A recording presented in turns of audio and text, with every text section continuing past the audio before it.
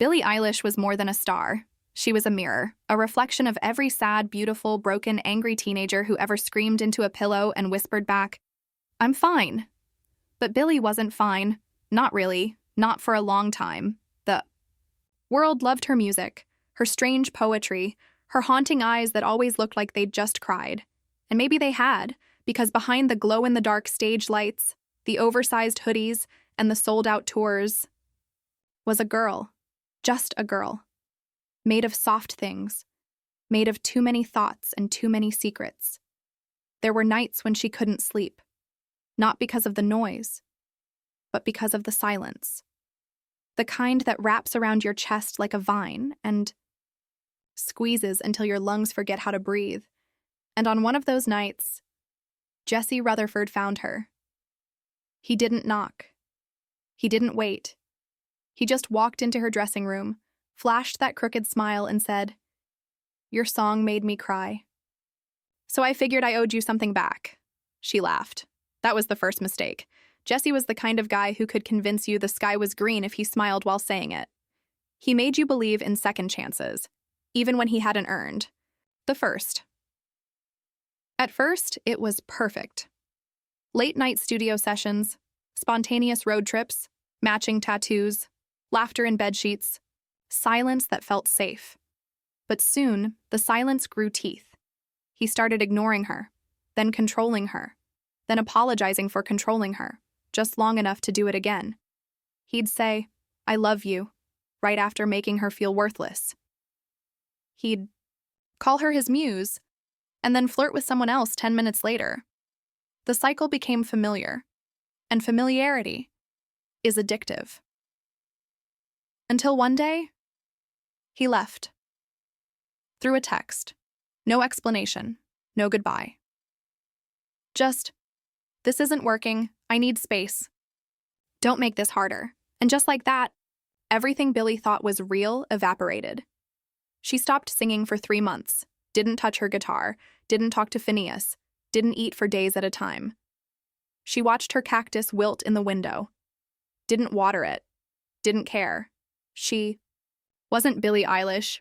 She was no one. But the thing about being no one is eventually you start wondering what it would take to become someone again. So she booked a flight. No crew, no security, no announcement, just her, a backpack, a notebook, and a small hope that maybe the ocean would wash away everything she couldn't. She landed in Venice on a gray morning. The streets smelled like whetstone and espresso, and for the first time in months. She breathed in without flinching.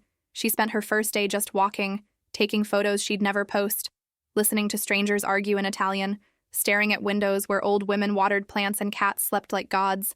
It felt like a movie, and, she was a ghost in it. Then came the cafe, a small one, hidden, no tourists. She sat in the back with her coffee, and that's when he walked in, Nat Wolff. Not in a designer jacket or anything special, just jeans, a plain gray t-shirt, and a book in his hand. He looked up, and their eyes met for just a second, just long enough for something to spark, something small, but electric, like a match striking against itself. He didn't recognize her, at least he pretended not to. She liked that. He sat at the table beside hers. She noticed the book in his hand. The bell jar. She raised an eyebrow. "That's a pretty heavy read for this early in the day," she said quietly. He looked over and smiled. "That's why I carry it. Makes everything else seem lighter." She smirked. Touché? They started talking, slow at first, books, coffee, music. He mentioned he played, piano mostly, some guitar. He didn't bring up fame, didn't ask for selfies, didn't mention Jesse, and just like that, Billie felt something shift, for the first time since the heartbreak, since the betrayal, since the silence. She felt human. They met again the next day, and the day after that, and soon, it wasn't coincidence. It was rhythm, like a song repeating, softly until you don't realize you're humming it. They never exchanged full names, just first ones, and that was enough. Venice became their world, sunsets on bridges, long talks on boats that drifted nowhere, inside jokes written on napkins, shared headphones playing music that didn't need translation. Nat would say things like, "You don't have to be interesting, you already are." And she'd smile in disbelief, because no one had said something like that without wanting something in return, but he didn't want anything, or at least that's what she thought. They kissed for the first time in the rain, not dramatically, not planned, it just happened, like water finding water, and it felt safe, too safe. Paparazzi caught it. Of course they did. The photo went viral. Her name started trending again. Fans screamed. Blogs speculated. Is Billie finally healed? New man after Jessie betrayal? Nat Wolff, the rebound prince? She didn't answer. She never answered. She just posted a black and white photo. Their hands, fingers tangled, and a single caption, "Let the quiet speak." Nat moved in a few weeks later. Not officially, but one shirt became two, a toothbrush, then a drawer, then the whole guest room. They wrote music, some soft, some sad, some so raw she couldn't even play it back. He played piano like it hurt, and she liked that, because her pain needed company, not a solution. Her brother, Phineas, was suspicious. He never said anything directly, but one night over dinner, he asked Nat, "So, you ever work with Jessie?" Nat choked on his drink. Billie laughed. "Ignore him," she said, and Nat smiled too wide. It should have been a clue, but love makes you blind. And Billie? She wasn't just blind. She was walking through fire with her eyes closed, hoping maybe this time it wouldn't burn. Then came the drawer, the one in her bedroom he promised never to touch. It was where she kept the last letter Jessie wrote, unread, unopened, still sealed in its original envelope. She hadn't decided whether it was a memory or evidence. One day she found it on the floor. Opened, read, crushed. She didn't say anything. But that night, she stared at Nat while he slept, and for the first time she wondered if his dreams were full of lies. The phone came next, a second phone, hidden old taped under the drawer of his keyboard case. She wasn't looking for it. Not really. She was looking for his capo. What she found instead was truth. Messages, photos, audio files. One folder was labeled Billie Strategy, Shared Assets. Inside were images of her, sleeping, crying, screenshots of her notes app, her lyrics, private ones, and voice memos. Not hers. Jessie's. If you get her on record, we can build the narrative. Tell your side later. She'll play the victim anyway. Her hands went numb. Her ears rang. She felt her heartbeat in her teeth. She didn't cry. She didn't scream. She simply stood up, picked up her bag, wrote one line on his mirror with eyeliner, "You almost made me love you," and left. Nat woke to silence, her scent still on the pillow, but her warmth gone. He called, texted, cried. No reply. She was already gone. Big Sur welcomed her like an old friend, waves crashing. Sky bleeding gold, trees whispering secrets. She stayed in a cabin with no mirrors, no electricity, just her, a notepad, and a portable mic. She wrote for 17 days straight. Didn't speak to anyone, didn't listen to music, only the wind. Only the wind knew what she was becoming. She screamed into the night, into her lyrics, into the guitar that used to be his. And on the 18th day, she recorded the first track. The first track was called Silence is a Symphony. It began with ocean sounds, no beat, no structure, just her voice, cracked, breathless, human. You said you'd never lie, but you brought a second phone. She didn't write songs anymore. She wrote wounds. She wrote betrayal. She wrote the parts of herself that Nat had touched without permission. Each morning, she watched the fog crawl down the hill like regret.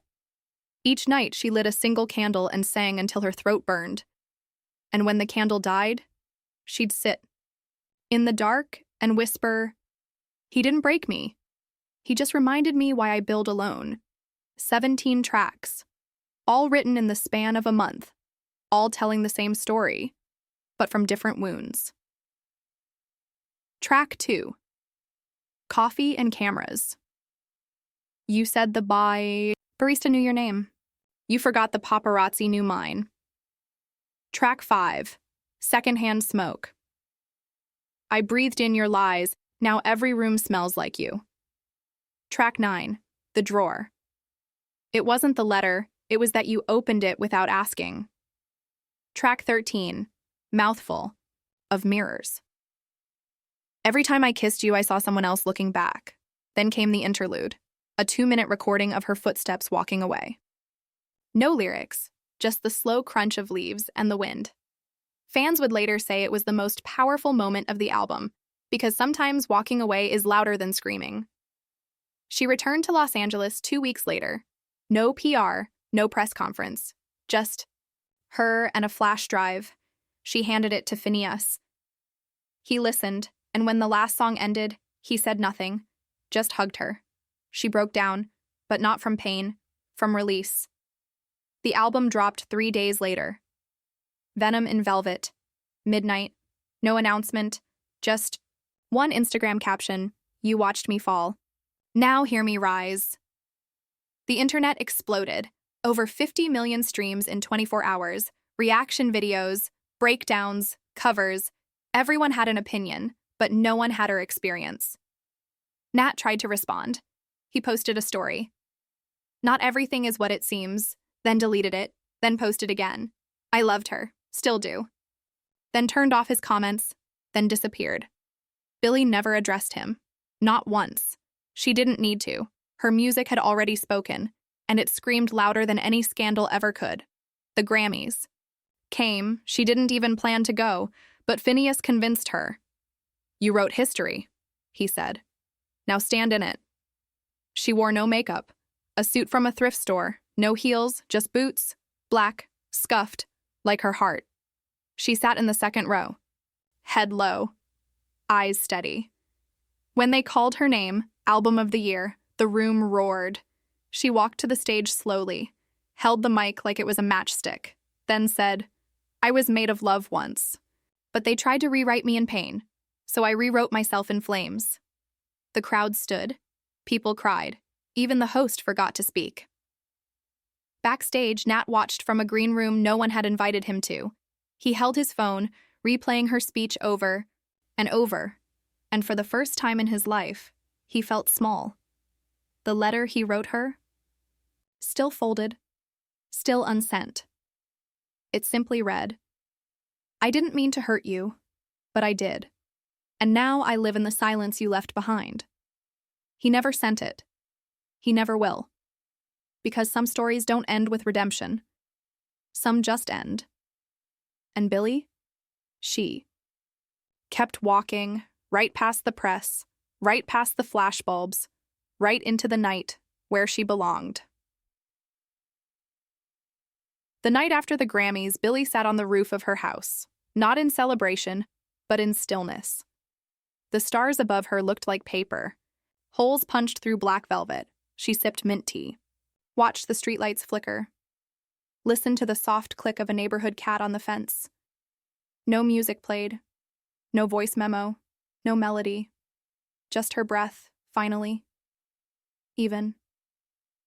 Somewhere miles away, Nat lay awake, scrolling through every photo of them.